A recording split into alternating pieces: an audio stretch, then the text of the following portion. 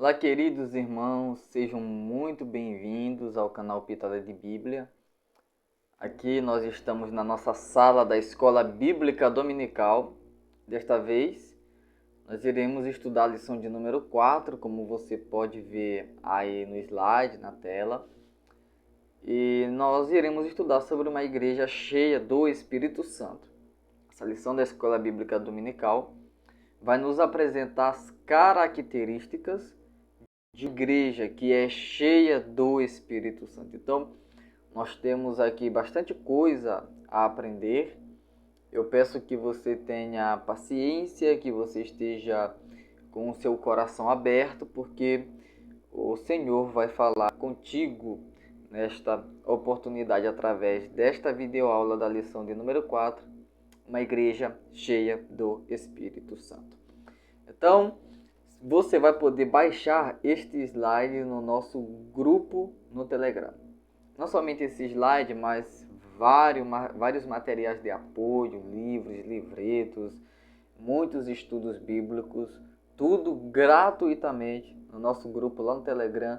O link vai estar na descrição deste vídeo. E você que ainda não é inscrito no canal, aproveite, se inscreva e seja bastante edificado através dos conteúdos deste canal. Nós temos aí muito conteúdo bíblico, muito conteúdo edificante, e você pode estar aí dando uma conferida e conhecendo ainda mais sobre o nosso canal Pitada de Bíblia, ok?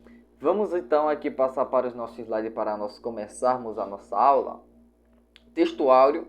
Essa lição vai estar baseada em Atos capítulo 4. O textuário diz assim: E tendo orado, moveu-se o lugar em que estavam reunidos, e todos foram cheios do Espírito Santo e anunciavam com ousadia a palavra de Deus. Aqui é importante destacar que em Atos 2, quando o Espírito desceu, a Bíblia diz que todos foram cheios do Espírito Santo e passaram a falar em outras línguas, conforme o Espírito lhes concedia que falassem. Aqui em Atos 4, a Bíblia também vai dizer que quando o Espírito desce, todos são cheios do Espírito Santo. Então isso vai nos mostrar, pela segunda vez, Lucas vai nos mostrar no livro de Atos, que a promessa do enchimento do Espírito Santo não é para uma classe de crentes na igreja, não é para uma elite de crentes dentro da igreja, não. Lucas está nos mostrando aqui pela segunda vez no livro de Atos, capítulo 4, primeiro no capítulo 2, segundo no capítulo 4, que o enchimento do Espírito Santo, a promessa do Espírito Santo é para todos os crentes, para todos os servos de Deus. Verdade prática. Uma igreja cheia do Espírito Santo suporta aflições, ora com poder e ousa no testemunho cristão. Então aqui a verdade prática ela já vai nos apresentar o caminho que essa lição vai trilhar. Vai nos apresentar a questão de suportar aflições, orar com poder e ousadia no testemunho. Então uma igreja cheia do Espírito Santo ela faz aí pelo menos essas três coisas que nós vamos destacar aqui nesta nossa pré-aula. A nossa introdução ela diz o seguinte: nesta lição veremos como uma igreja cheia do Espírito Santo se comporta. A partir do capítulo 4, versículos 24 a 31 do livro de Atos dos Apóstolos, encontramos uma das principais marcas que caracterizam a igreja de Jerusalém, a perseverança. Então, uma das marcas, dentre as muitas que nós já tivemos aqui a oportunidade de estar estudando durante essas pré-aulas, nós já estudamos várias marcas que caracterizavam a igreja de Jerusalém. Nós já estudamos, por exemplo, a questão do temor do Senhor, da perseverança na doutrina dos apóstolos, a questão do discipulado cristão, a questão de ser uma igreja adoradora. Mas uma das principais marcas que caracterizam a igreja de Jerusalém é a perseverança. Continue e vamos ler juntos. Uma igreja perseverante é capacitada para dar testemunho de sua fé, mesmo que em meio ao fogo da provação. Primeira carta de Pedro, capítulo 4, versículo de número 12. Então, uma igreja que persevera, ela está capacitada por Deus, está capacitada pelo Espírito do Senhor, para dar testemunho de sua fé, daquilo que ela crê, daquilo que ela acredita, mesmo debaixo de perseguição, mesmo debaixo de provação. Uma igreja que persevera, ela não para de testemunhar. Ainda que venham lutas, ainda que venham provações, ainda que venham tribulações, a igreja fiel, a igreja perseverante, não para de testemunhar de Cristo. Essa igreja suporta as provações porque é cheia do Espírito Santo. Por causa do Evangelho, ela renuncia seu próprio bem-estar e não aceita ficar na zona de conforto, algo que temos observado que tem se tornado, com o passar dos anos, uma realidade na igreja brasileira, que é a questão de não renunciar ao seu bem-estar. A igreja não quer renunciar ao seu bem-estar e também a igreja quer ficar ali na sua zona de conforto. Na verdade, sem a capacitação do Espírito, o corpo de Cristo, que é a igreja, não suporta as provas para cumprir sua missão no mundo. Então a igreja necessita da capacitação do Espírito Santo. A igreja precisa ser cheia do Espírito Santo, porque se ela não for cheia do Espírito Santo, ela não vai conseguir suportar as provas. E se ela não conseguir suportar as provas, se ela não conseguir suportar as tribulações, se ela não conseguir suportar as provações, ela não conseguirá cumprir sua missão no mundo. Então, é importante que a igreja seja cheia do Espírito Santo do Senhor. Outra marca de uma igreja cheia do Espírito Santo é a sua capacidade de orar com poder. E aqui nós iremos ver o que é orar com poder no decorrer dessa aula. E por isso, impactar o mundo ao seu redor. Essa oração fortalece a igreja, capacita a igreja a dar testemunho de Cristo de maneira eficaz. Da mesma forma, uma igreja cheia do Espírito Santo é marcada pela ousadia para proclamar o Evangelho com poder. Então aqui nós veremos três coisas basicamente. Nós veremos uma igreja perseverante, nós veremos uma igreja que ora e nós veremos uma igreja ousada no testemunho como marcas de uma igreja cheia do Espírito Santo. E assim nós poderemos, com base nessa lição, analisar as nossas congregações locais. Se a nossa congregação local ela está dando as marcas, está tendo as características de uma igreja cheia do Espírito Santo. Se não tiver tendo essas características de uma igreja cheia do Espírito Santo, então a igreja local, congregação local, precisa se despertar e fazer alguma coisa no que diz respeito a isso. Vamos para o nosso primeiro ponto, uma igreja perseverante. Atos capítulo 4, versículo 3, diz assim. Vamos começar pelo versículo de número 1. Falavam eles ainda ao povo quando sobrevieram os sacerdotes, o capitão do templo e os saduceus, ressentidos por ensinarem eles o povo e anunciarem em Jesus a ressurreição dos mortos. E os prenderam, recolhendo-os ao cárcere até o dia seguinte, pois já era tarde. Muitos, porém, que ouviram a palavra, a aceitaram, subindo o número de homens a quase 5.000. No dia seguinte, reuniram-se em Jerusalém as autoridades, os anciãos e os escribas, como o sumo sacerdote Anás, Caifás, João, Alexandre e todos os que eram da linhagem do sacerdote. E pondo-os perante eles, os arguiram: com que poder ou em nome de quem fizeste isso? Então Pedro, cheio do Espírito Santo, lhes disse. Aí Pedro vai começar o seu discurso. Após sua pregação junto à Porta Formosa, porque isso aqui, o capítulo 4, ele está muito atrelado ao capítulo de número 3. Na verdade, o capítulo 4 é uma continuação do capítulo de número 3 de Atos dos Apóstolos.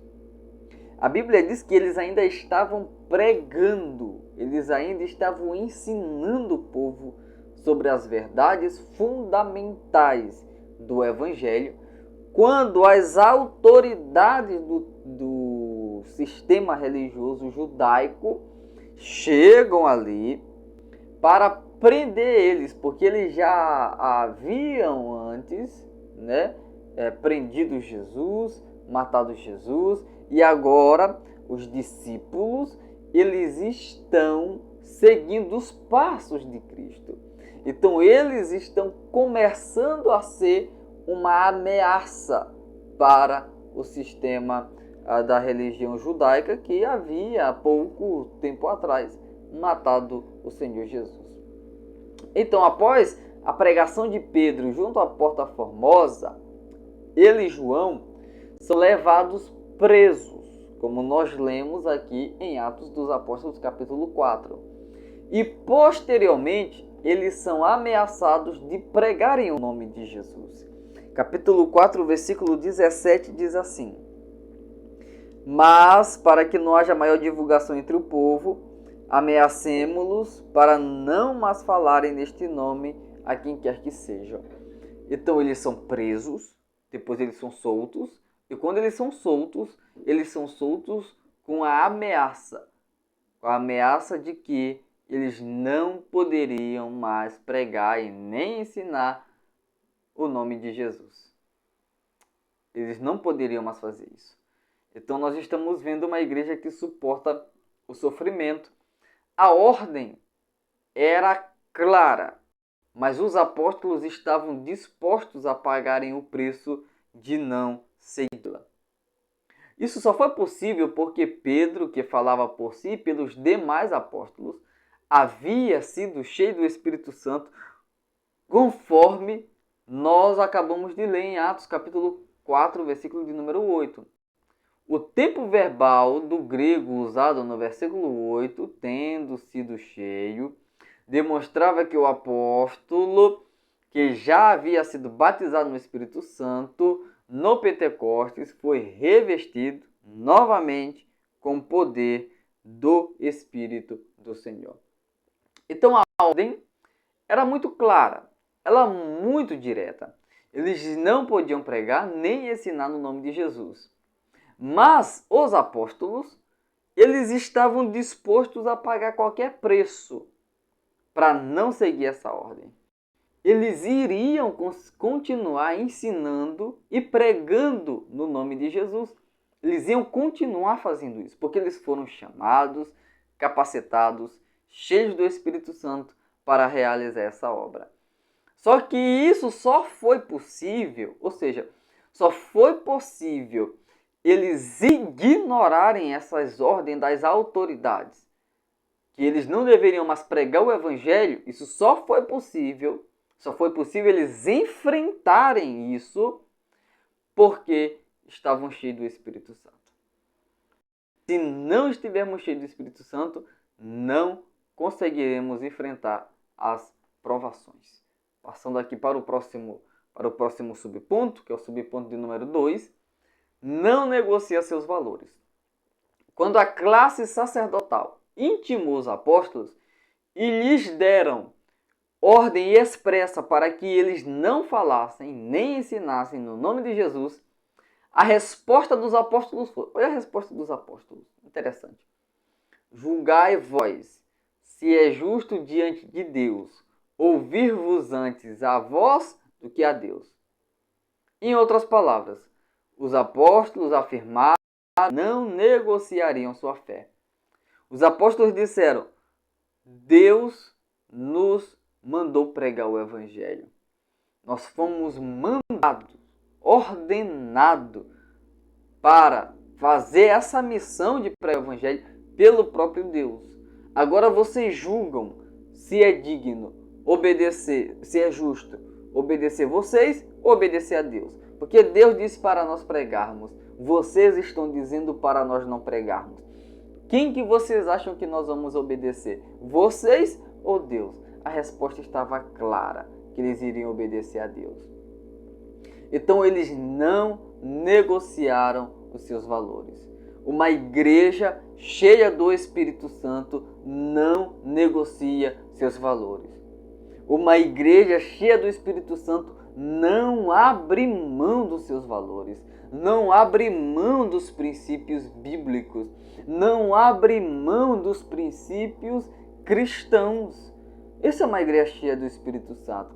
Quando a igreja começa a negociar seus valores com o mundo, quando a igreja começa a negociar os seus valores com os poderosos do mundo, quando a igreja começa a negligenciar princípios, desobedecer princípios, quebrar princípios, isso é uma indicação clara de que a igreja não está cheia do Espírito Santo.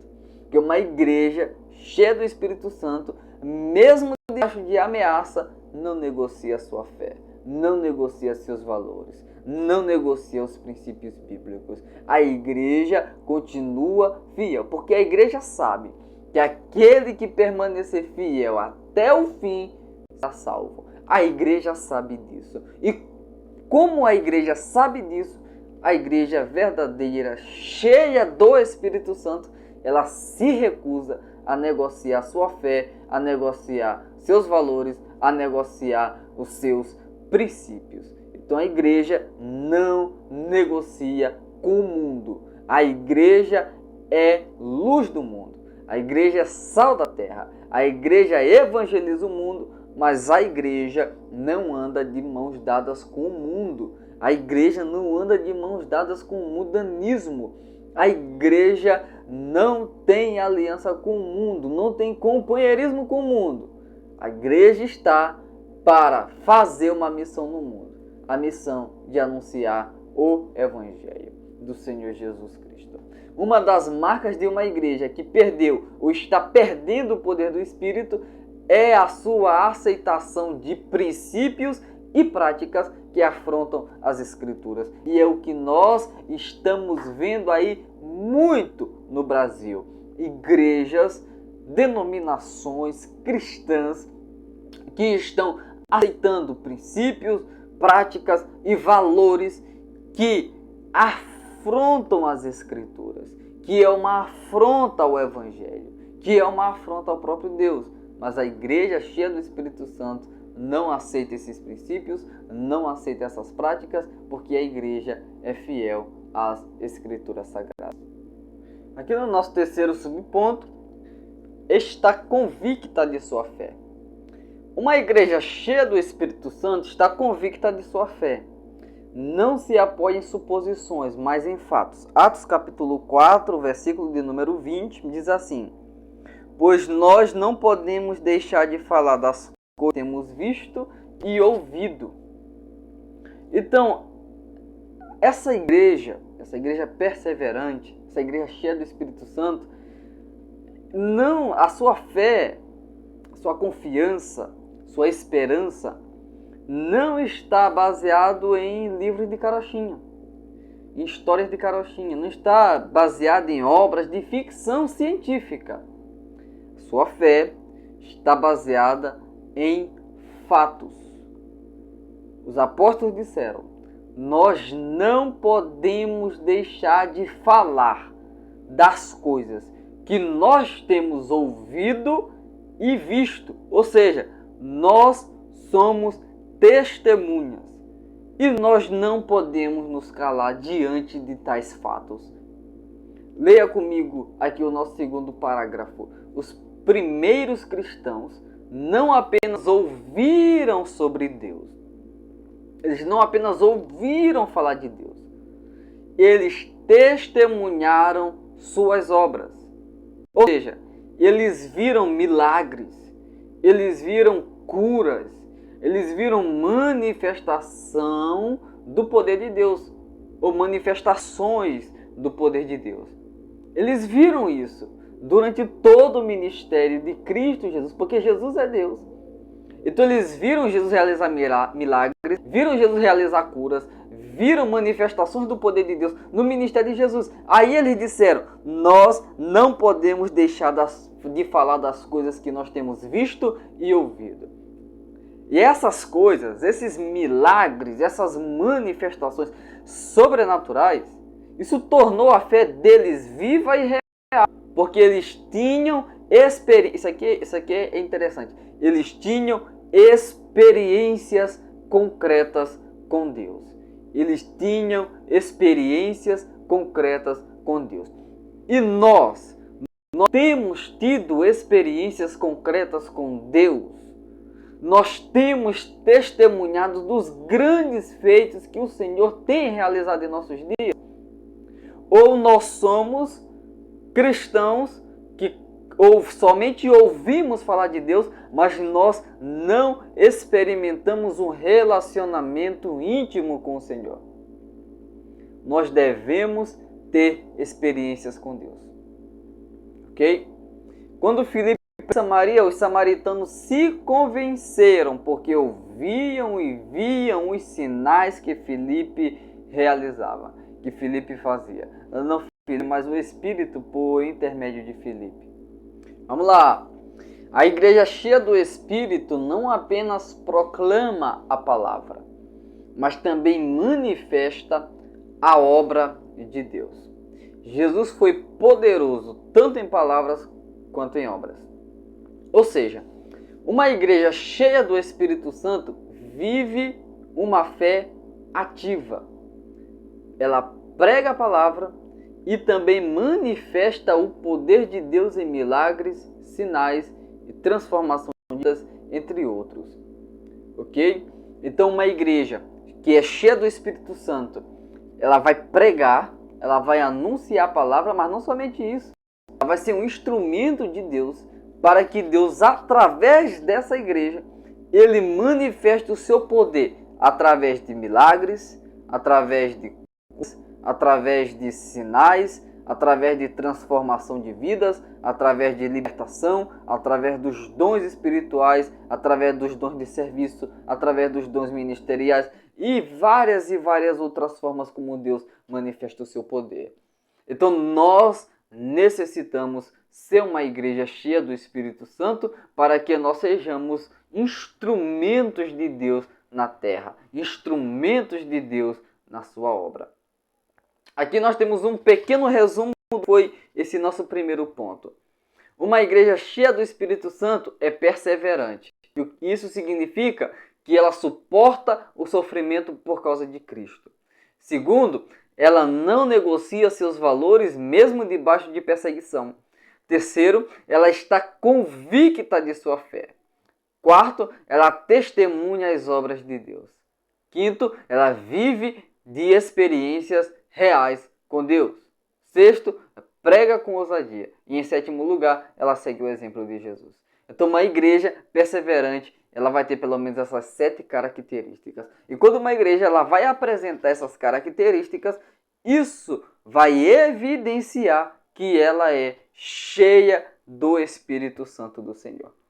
Então nós precisamos ser uma igreja cheia do Espírito Santo. Passando aqui para o nosso segundo ponto, uma igreja que ora com poder. Em primeiro lugar, orando com propósito. Vamos ler aí o texto que está em tela. Atos dos Apóstolos, capítulo 4, versículo 24 ao versículo de número 30. Diz assim a palavra do Senhor. Ouvindo isto, unânimes, levantaram a voz a Deus e disseram: Tu, soberano Senhor, que fizeste o céu, a terra, o mar e tudo o que neles há, que disseste por intermédio do Espírito Santo, por boca de Davi, nosso pai, teu servo, porque se enfureceram os gentios, e os povos imaginaram coisas vãs. Levantaram-se os reis da terra e as autoridades, ajuntaram-se a uma contra o Senhor e contra o seu ungido. Porque verdadeiramente ajuntaram nesta cidade contra o teu santo servo Jesus, ao qual ungiste Herodes e Pôncio Pilatos, com os gentios e de Israel, para fazerem tudo o que a tua mão e o teu propósito predeterminaram. Agora, Senhor, olha para as suas ameaças e concede aos teus servos que anunciem com toda intrepidez a tua palavra, enquanto estendes a mão para fazer curas, sinais e prodígios por intermédio do nome do teu santo servo Jesus.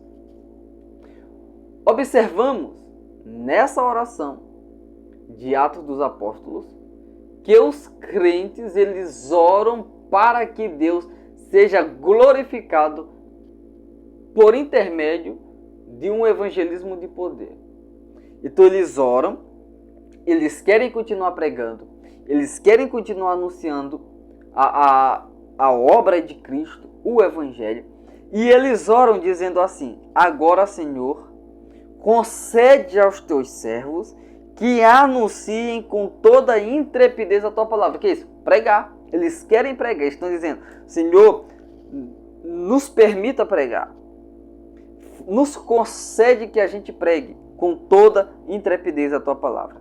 E enquanto nós pregamos, estende a mão para fazer curas, sinais e prodígios por intermédio do nome de Jesus Cristo. Então eles estão orando aqui para que Deus lhes dê aquilo que é necessário para eles evangelizarem com poder, mas que a glória seja para Deus, que a honra seja para o Senhor, que a adoração seja para o Senhor.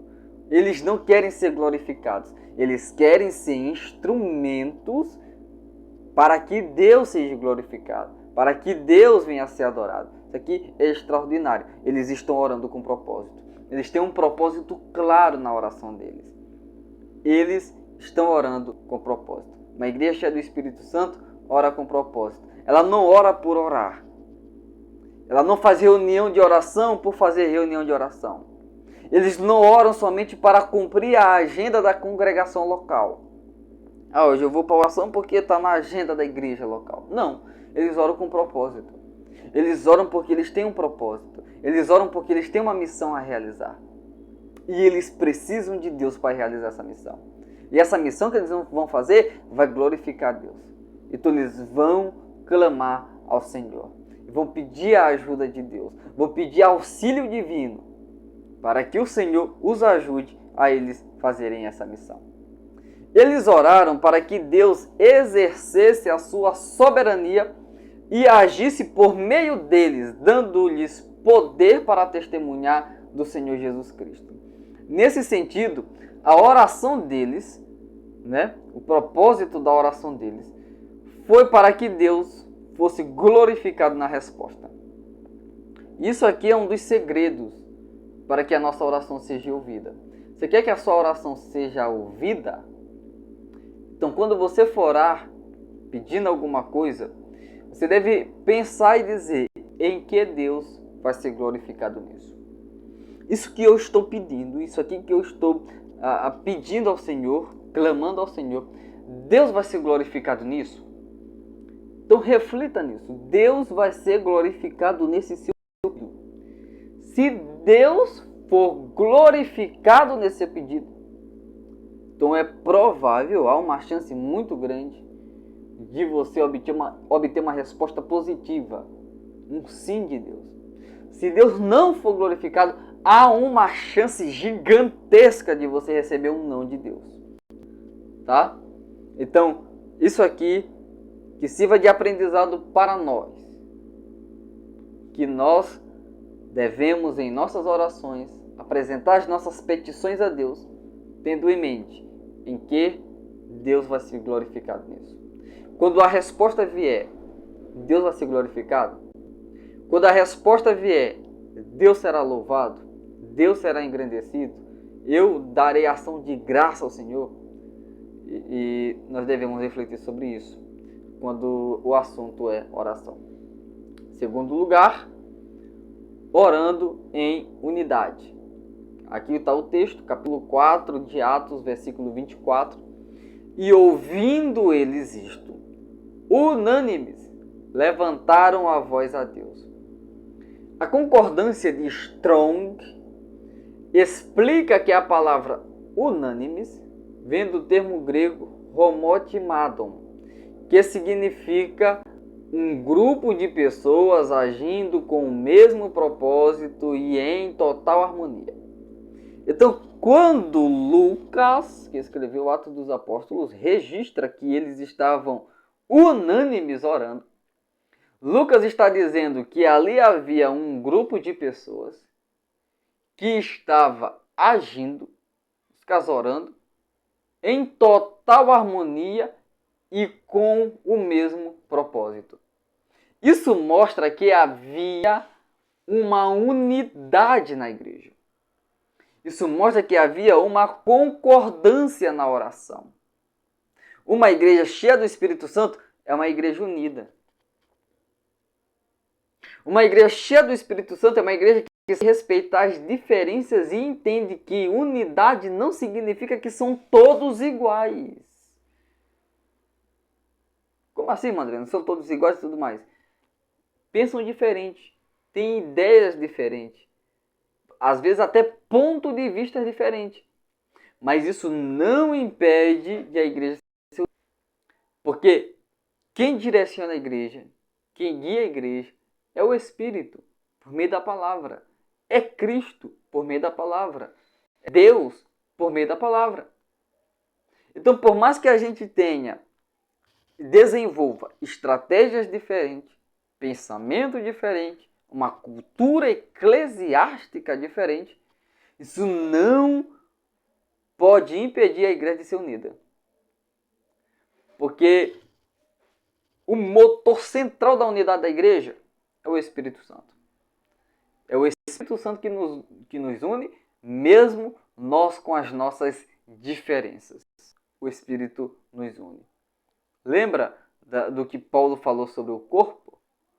Que mesmo os membros sendo muitos, é apenas um só corpo. Cada membro tem a sua função no corpo. Ali Paulo está dizendo, somos diferentes, temos funções diferentes no corpo, mas isso não quer dizer que cada um membro é um corpo individual. Não, nós formamos apenas um corpo. Paulo está falando da unidade. E a unidade é extremamente importante para a igreja. Uma igreja que não é unida não vence.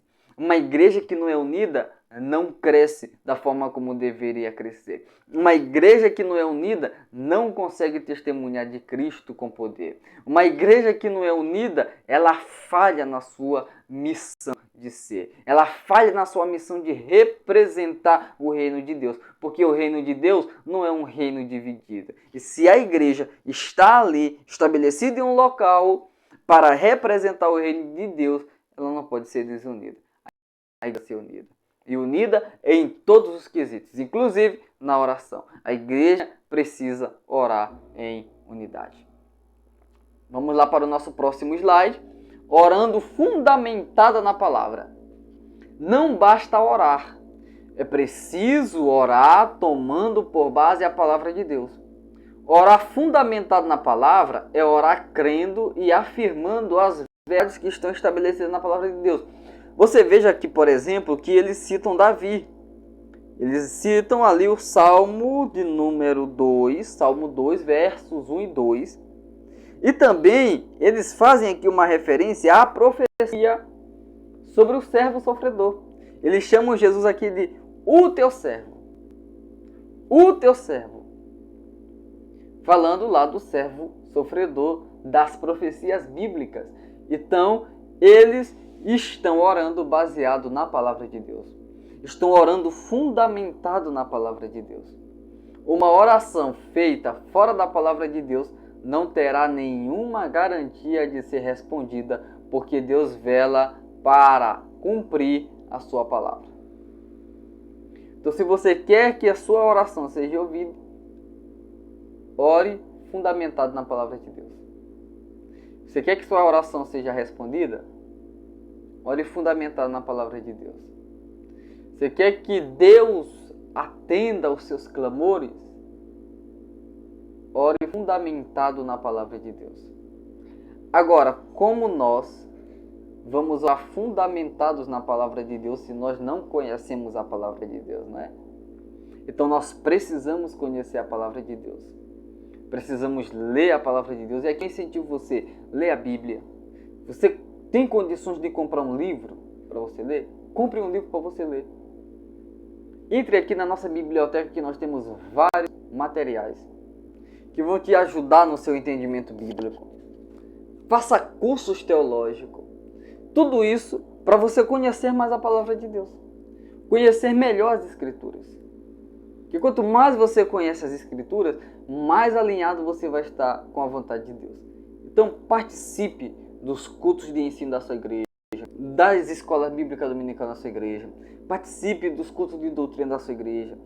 Preste atenção na hora da palavra, para que você seja ministrado pelo Espírito Santo. E assim você possa estar cada vez mais compreendendo a palavra de Deus e orando baseado na palavra de Deus. E aí você vai ter garantia que sua oração será ouvida e respondida pelo Senhor. Não há dúvidas de que a falta de fundamentação bíblica pode estar por trás do fracasso na vida de oração. E isso aqui é uma realidade, porque nós vivemos em um tempo em que o conhecimento nunca esteve tão acessível, mas também tantas pessoas ignorantes no que diz respeito aos assuntos bíblicos. É uma geração terrível. Uma geração terrível. Uma geração que vive um analfabetismo bíblico muito grande. Então nós precisamos ensinar a palavra de Deus. Nós precisamos pregar a palavra de Deus.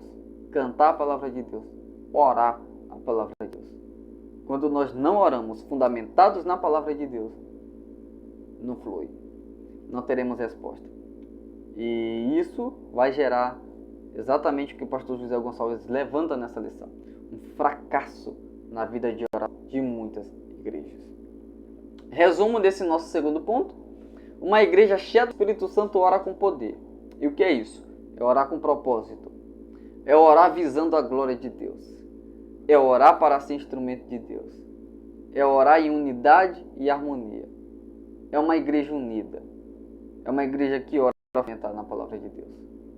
Agora, nós iremos para o nosso terceiro ponto. Nós já estamos aqui com um horário bem avançado. Uma igreja ousada em seu testemunho. Vamos ver agora sobre a ousadia para testemunhar a respeito de Cristo Jesus. Primeiro ponto. Ousado para enfrentar oposição ao Evangelho. Os crentes oraram conscientes dos obstáculos que estavam enfrentando. Eles dizem que houve uma união, uma aliança para se levantarem contra a igreja e contra a obra de Cristo. Ele diz assim: porque verdadeiramente se ajuntaram nesta cidade contra o teu santo servo Jesus, o qual ungiste, Herodes e Pôncio Pilatos, com os gentios e gente de Israel. Então eles se reuniram, um grupo grande de pessoas, de autoridades. Ele diz: inimigos se uniram. Gentios, Israel, Pilatos e Herodes se uniram para lutar contra a tua igreja, para fazerem oposição ao Evangelho. E eles estavam conscientes desses obstáculos que eles estavam enfrentando. E isso faz uma diferença muito grande na vida dessa igreja. E uma das coisas que a igreja, alguns cristãos ainda não conseguiram perceber nos dias de hoje, são os obstáculos que a igreja brasileira tem enfrentado. A igreja brasileira num total. Claro que nós, em nossas congregações locais, tem ali os obstáculos que nós enfrentamos como congregação local. Agora, como uma igreja estabelecida numa nação, como no caso do Brasil, parece que muitos irmãos ainda não conseguiram perceber, ainda não estão conscientes dos obstáculos que a igreja tem enfrentado para pregar o Evangelho. Ameaças, leis, decretos. Então nós precisamos estar cientes, conscientes do que nós estamos enfrentando, porque aí nós poderemos direcionar a nossa oração a Deus, como esses irmãos aqui fizeram. Olha para as suas ameaças. Olha para as suas ameaças e nos dê poder, Senhor, para nós testemunharmos o Evangelho, para nós sermos testemunhas de Cristo Jesus. Então nós precisamos estar conscientes disso. Deve ser destacado ainda que uma igreja verdadeiramente bíblica sofrerá rejeição e oposição. E na verdade, todos os que querem viver piamente em Cristo Jesus padecerão perseguições. Então isso aqui é claro. É uma igreja verdadeiramente bíblica? É uma igreja verdadeiramente fiel ao Evangelho? Então se prepare para sofrer rejeição e oposição. Uma igreja que procura se ajustar à agenda do Estado perdeu a sua autoridade espiritual e sua legitimidade bíblica. Ela não é mais uma representante legítima do reino de Deus. Então a igreja, ela respeita as autoridades constituídas, ela respeita as autoridades políticas, civis, militares, enfim, respeita, ela ora pelas autoridades do Estado, mas ela não se ajusta à agenda do Estado. A igreja cumpre uma agenda divina, não uma agenda do Estado. Ok? A igreja, ela é dirigida pelo Espírito Santo.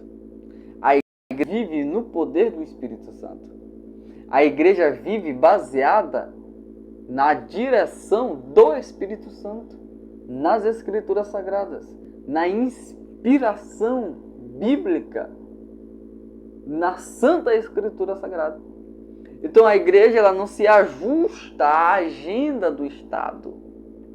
Ela não se ajusta à filosofia do Estado, porque a igreja, ela vive pelo Evangelho do Senhor.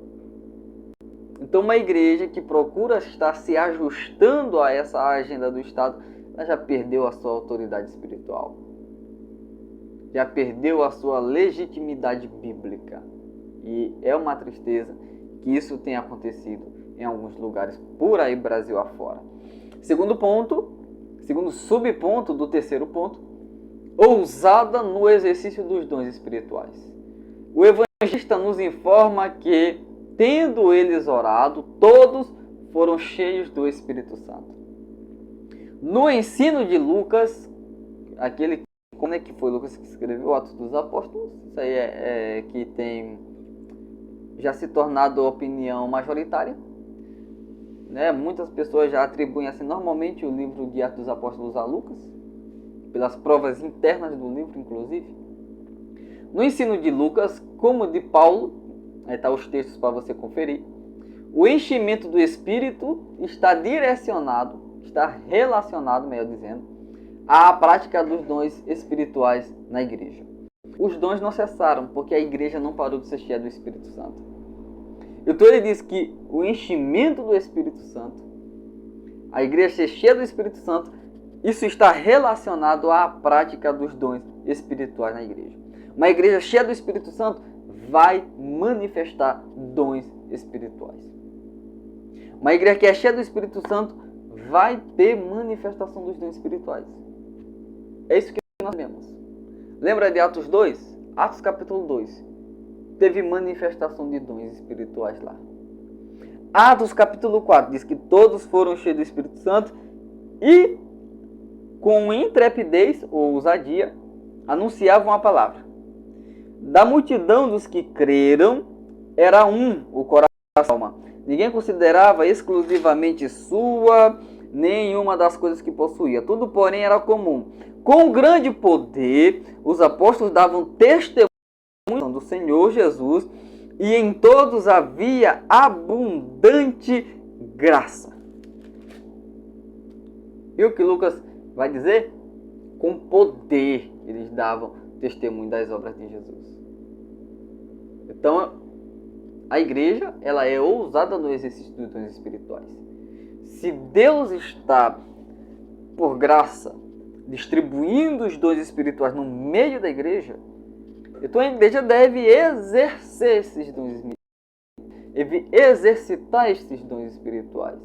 É dom de profecia? Então a igreja deve exercer o dom de profecia. É o dom de discernimento de espíritos, então a igreja tem que exercer esse tipo de discernimento de espíritos.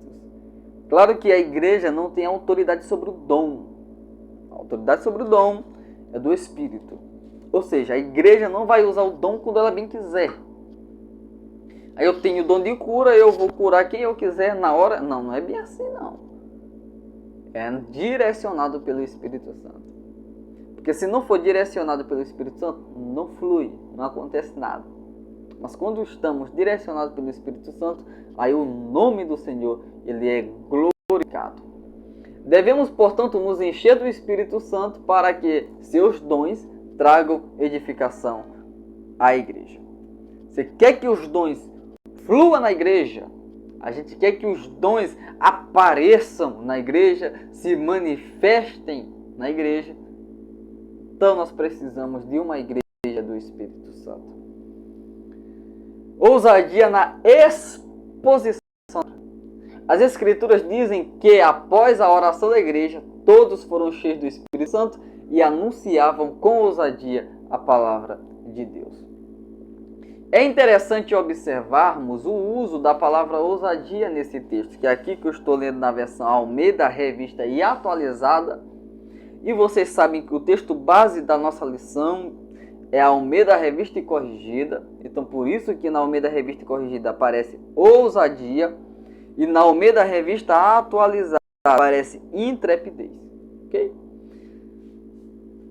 Essa palavra ela aparece, por exemplo, em Atos capítulo 4, versículo 13, para se referir à coragem de Pedro e João quando foram interrogados pelos anciãos e escribas. Então, é coragem. O cristão cheio do Espírito Santo se torna corajoso em sua vida cristã. Ele prega a palavra de Deus com poder. Ele tem coragem de anunciar o Evangelho. Tem muitas pessoas que têm vergonha de dizer que são crentes. Tem muitas pessoas que têm vergonha de pregar o Evangelho. Tem muitas pessoas que não têm coragem de evangelizar. De pregar o Evangelho para uma pessoa só. Uma pessoa não tem coragem de falar de Jesus para uma pessoa. Mas o cristão cheio do Espírito Santo se torna corajoso. Ele prega com poder. Ele prega com coragem. Porque ele está cheio do Espírito Santo.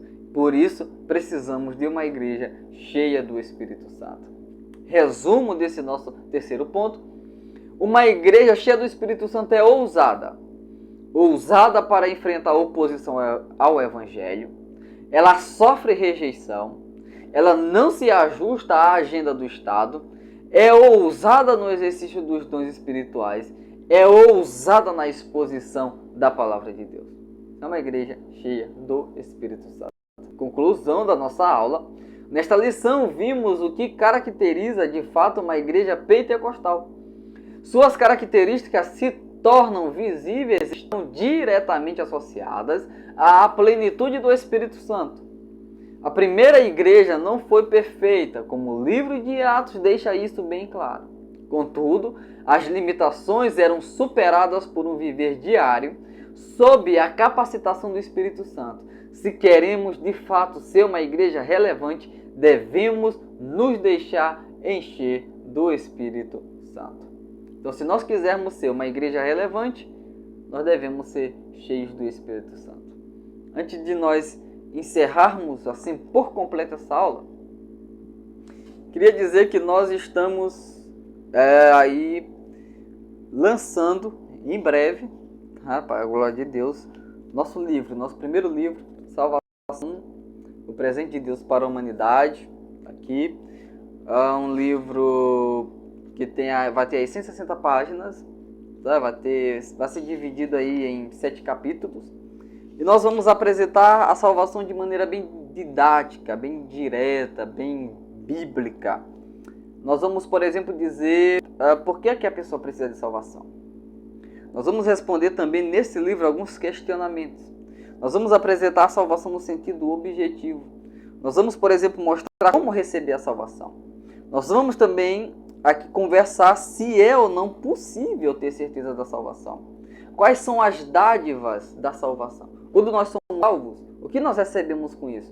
Claro, além de ser livre aí do poder, da autoridade, das consequências, da culpa do pecado, nós temos ainda mais alguma outra dádiva?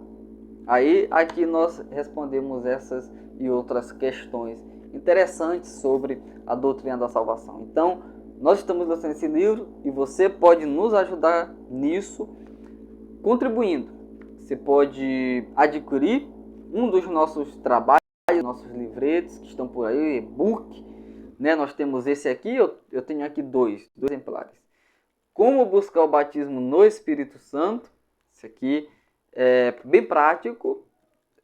Vamos dizer o que é o batismo com o Espírito Santo, como a pessoa busca o batismo com o Espírito Santo, como eu sei que eu vou batizar com o Espírito Santo, entre outros. E aqui, Carta às 7 Igrejas do Apocalipse, que é estudo bíblico. Nós vamos estudar as 7 cartas às igrejas do Apocalipse. Inclusive, nós estamos aqui com uma série no canal, onde nós estamos fazendo o audiobook desta obra aqui. O audiobook desta obra. Todas as 5 horas tem um capítulo novo aqui do audiobook. Então, quiser adquirir um desses trabalhos ou mais, o link vai estar na descrição. Aí você diz, irmão Adriano, eu não quero comprar nenhum desses trabalhos, mas eu quero abençoar teu ministério, eu quero te ajudar a tu lançar esse livro.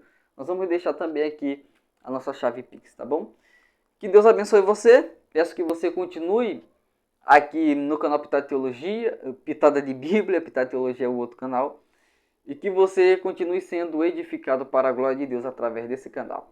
Então, ore por mim, eu estou orando por vocês, por todos os inscritos, para que Deus ele use vocês poderosamente na sua obra. Então, que Deus abençoe, muito obrigado por estar aqui e até a próxima, se assim Deus nos permitir. A paz do Senhor, de nós.